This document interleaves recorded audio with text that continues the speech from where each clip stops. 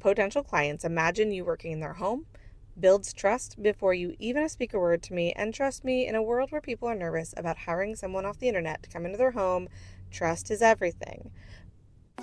Welcome to the Handyman System Podcast, your ultimate guide to building and running a successful handyman business. If you are an aspiring or working handyman or contractor and you're looking to learn business pricing, marketing, or automation strategies, you have come to the right place. So join us as we dive into the actual tips and proven strategies to help you nail down your business goals and renovate your path to success. Your hosts are myself, Becca Ellison. I am the CEO of the Handyman System, a marketing agency that helps handyman businesses thrive, and I am often joined by Caleb Ingram, the CEO of North Seattle Handyman. Let's get started.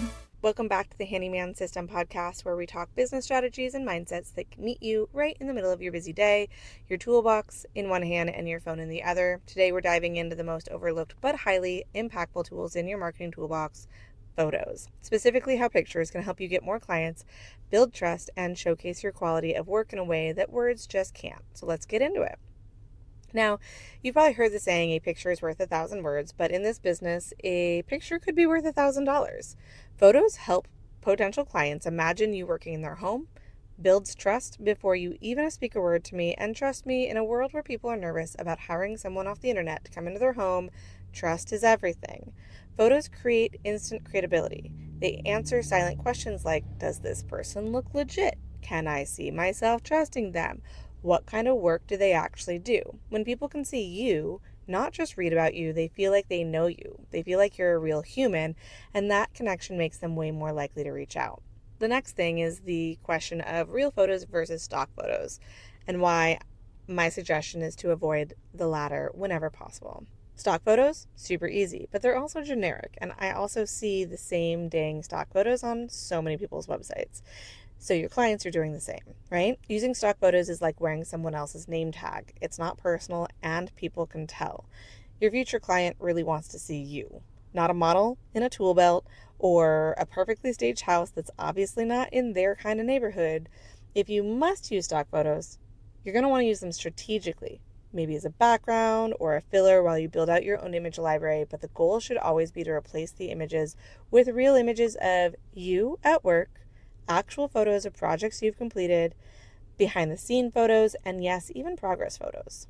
All right, why are before and after photos? Here's the magic trick to building trust and showing value without saying a word: before and after photos.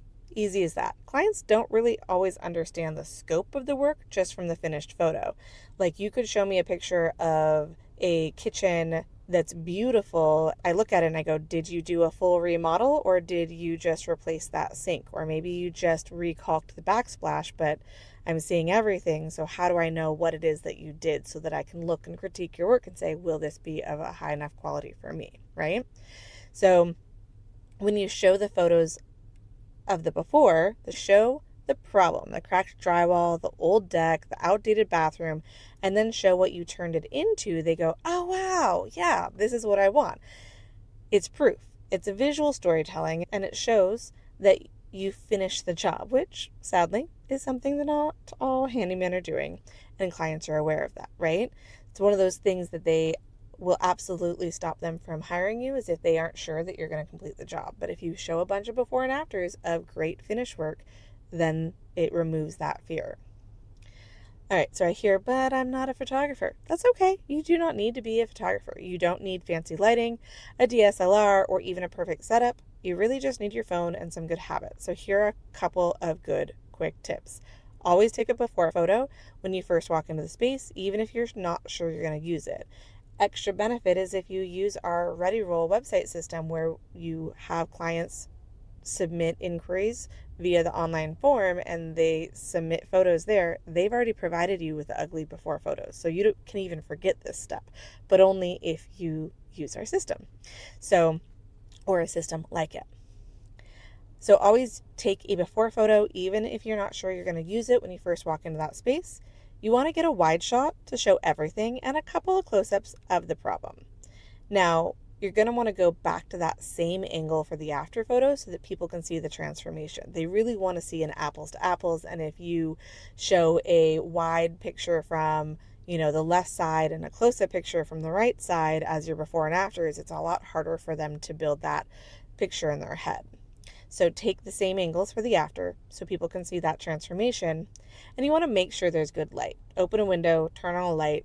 Honestly, natural light works best. It's surprising what our cameras can do. And if you can turn off the interior light and there's enough natural light coming in, the photos will look really, really good without the competing light tones. The next thing that you want to do before you take any photos is wipe the lens. You're going to be surprised at how many blurry pictures are from having a smudgy phone camera because it was in your back pocket and there's schmutz on it or fingerprints. So if you want to take it up a notch, wear your business shirt in the photo, and bonus points if your logo is visible.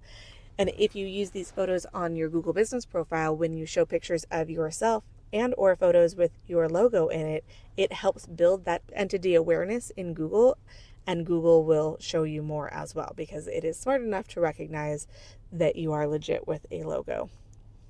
So really at the end of the day, you're looking to build trust before you even come into the conversation. Your work speaks for itself, but only if people can see it. So start treating your photos like a marketing asset, not just an afterthought. Build that photo library now so that your website, your Google profile, your social media actually works for you, because in this business, people don't just hire skills, they hire trust. Put them on your Google business profile, put them on your Facebook, put them on your Yelp. Use your photos, showcase your work, and you will get more clients. So if this episode has you thinking about leveling up your online presence, make sure to check out our Ready Roll sites. A done-for-you website makes showcasing your work easy. And if you haven't yet, leave us a review so more business owners like you can find the tools and the mindset shifts that they need to grow. Catch you next time.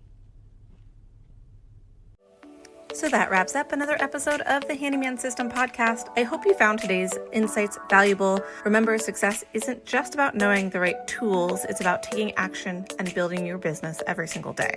If you've enjoyed the show, make sure to subscribe, leave a review, and share this podcast with anyone you think might find it valuable. Until next time, keep building and keep improving.